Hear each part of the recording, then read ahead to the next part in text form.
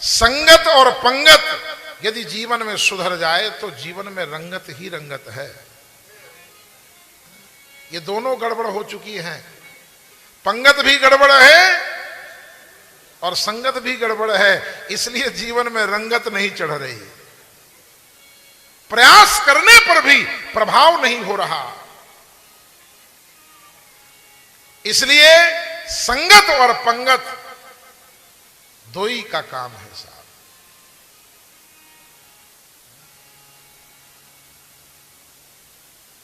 कथा में 7 दिन संगत होगी, फिर 8वें दिन पंगत होती है। यानी वो कथा संकेत करती है कि केवल 2 बना लो। संगत जैसे 7 दिन तुम अच्छे संग में बैठे रहे, ऐसे तुम संगत में रहो, और उसके बाद जब तुमने ये प्रसाद पाया भगवान को भोग लगा करके, ऐसी पंगत पाओ। तुम ही निवेदित भोजन करही, भगवान को निवेदित करके और प्रसाद ग्रहण करना चाहिए। प्रसादे सर्व दुखानाम हानि रसोपजायते, प्रसाद से बड़े कष्ट दूर हो जाते हैं। जो भोग लग जाता है फिर वो किसी सामने वाले का नहीं रहता, भगवान का हो जाता, क्योंकि प्रसाद हमेशा भगवान का, जूठन तो भगवान का ही ग्रहण करने योग्य है, संसार का नहीं।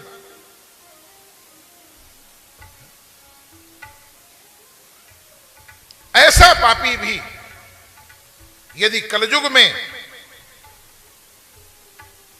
7 दिन तक मोली बांध करके कथा श्रवण करता है, सप्ताह श्रवण करता है, तो सप्ताह यज्ञेन कलौ पुनन्ति ते, वो भी पवित्र हो जाते हैं। इतना बड़ा संबल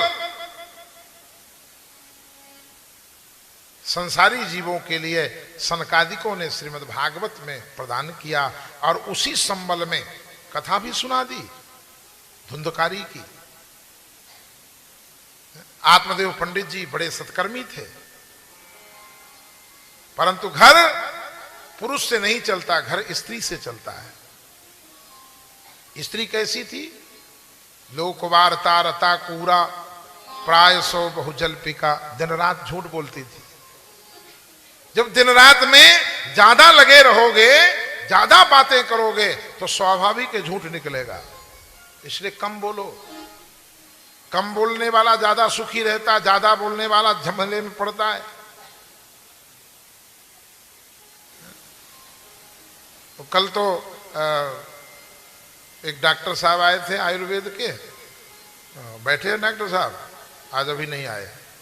और अर्जुन पैलेस के जो वो भाई साहब आए थे, कल बैठे थे तो कुछ चर्चा चलने लगी, तो दैनिक दिनचर्याओं की चर्चा हो रही थी।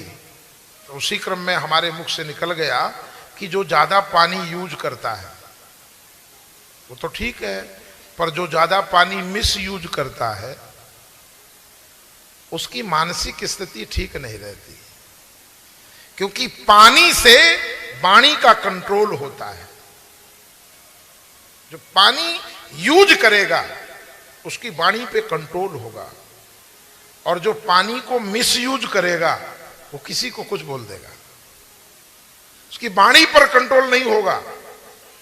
तो ऐसे चर्चा चल रही थी, तो वो आयुर्वेद के डॉक्टर साहब बोले महाराज सबसे ज्यादा पानी तो घर में बहाने वाली तो बोले सबसे ज्यादा घर की गृहिणी होती है, वही सबसे ज्यादा पानी बहाती है। एक बाल्टी में धुल गई फर्श पर नहीं, 4-4 बाल्टी डालती है। 2 बाल्टी में कपड़े धुल गए पर नहीं, और साफ हो जाए। मोटर चला दिया, चलने दो। तो बोले इसीलिए वो सबकी